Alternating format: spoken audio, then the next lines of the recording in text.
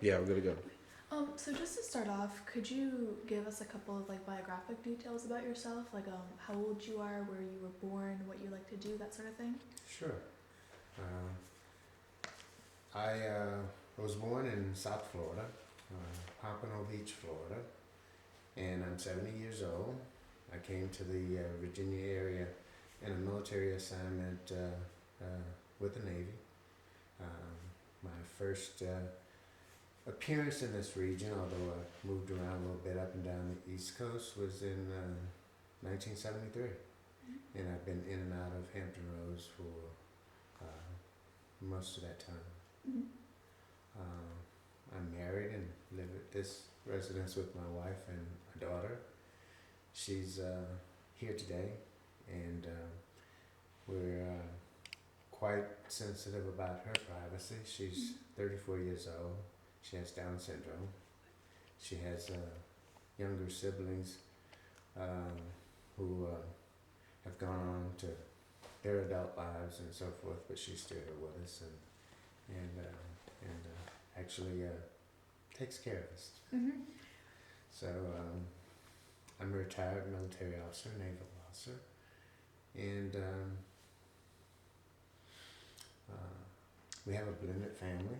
I have some older children, one from my wife's previous marriage and two from my own. Mm-hmm. And can you tell me how long you were in the Navy for? 27 years. Wow. And what made you want to join the Navy? Oh, kind of interesting. Way back then, it was the chance to serve, the opportunities. I always wanted to see the world. I grew up in a very small and somewhat sheltered environment, if you will. Hadn't seen much of the world and always thought about things beyond those borders, which are very, very narrow now that I've seen a good bit of the world. And I wanted to do that, and the Navy offered the best opportunity to do that. Yeah, and where all did you get to travel? Pretty much everywhere you could actually navigate a large naval warship into. My first deployment was in the Western Pacific off the coast of Vietnam on ships that were engaged in supporting a war effort there. And my shore assignments and other ships have been primarily on the East Coast, most of them right here out of Norfolk. So my travels were Atlantic based in the Mediterranean and South America, that North Atlantic. Mm-hmm. Gotcha. And can you tell me, I know you mentioned you do a lot of yard work, but can you tell me a little bit about some of your other hobbies? I like to golf. I'm Mm-hmm. a very bad golfer who loves to golf. And I play with people who play about as bad as I do, so Gotcha. it's a lot of fun. And I like traveling. My wife and I will hop in the car and take a day trip here and there. And we have relatives that are the length of the East Coast, if you will. I have a son in Newport, Rhode Island. My wife hails from New Jersey. I'm from Florida, and so we catch all the points in between. Mm-hmm. Gotcha. And how long have you been retired? I retired, and I've been retired from the Navy now for 20 years. I worked as a federal government employee after that, and I just retired last year, December, end of the year, from that job. Gotcha. And after that, I'd just like to jump in with what you remember from that night. Can you give me kind of like a rundown of how the evening began leading up to when you were involved in the incident? Yes, I think I remember everything. Okay, perfect. I'm sure you wouldn't really forget much about that. So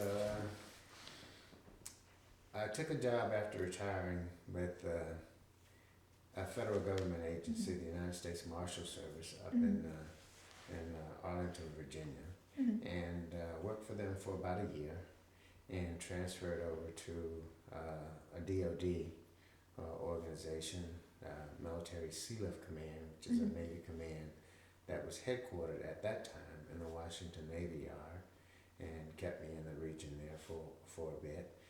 And I was actually on my way to work at the job with Military Sea Lift Command in the Washington Navy Yard when I had the encounter with the individuals that came to be known as the snipers. My custom was to come home for the weekend. I had an apartment in Alexandria and stayed up in the Northern Virginia area during the work week and came home on the weekends generally, and that was all for a period of about 2 to 3 years before I transitioned back down here. But on one of the evenings in late October, I was returning to work at the Washington Navy Yard, and I encountered these two men just as I entered the I-95 corridor from 264 bypass, which I took coming from here in southeastern Virginia. Mm-hmm. I noticed them right away. Total serendipitous.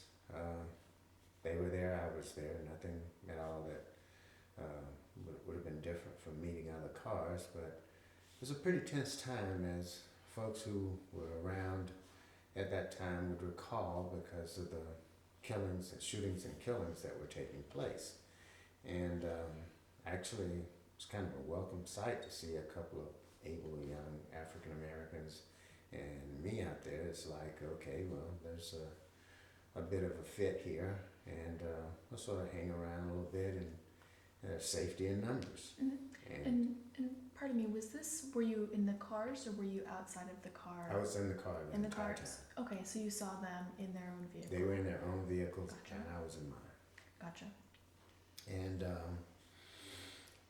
as we traveled around, I sort of gave them a nod, of respect and hello, greeting, if you will, as drivers can do. And I noticed early on that it was the reaction wasn't at all friendly.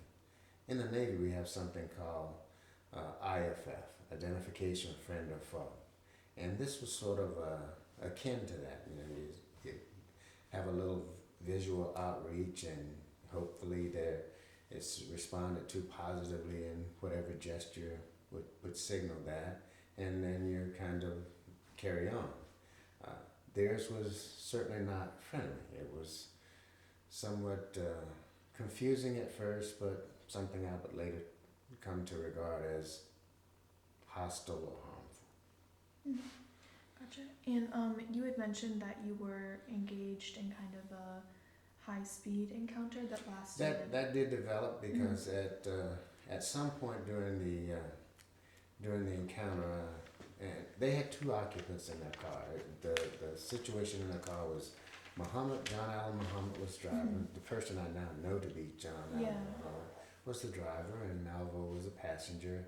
They were both in the front seat of their automobile, and I was alone in mine. And I noticed that in the interchange of cars maneuvering, we were never just side by side or something like that, just in maneuvering around traffic and other drivers passing us and so forth. We ended up in several different positions, but the bulk of the agitation, if you will, took place when we were alongside each other. I made attempts to either speed up or slow down to give them an opportunity to just move on. I don't need to take that. I have an insulation.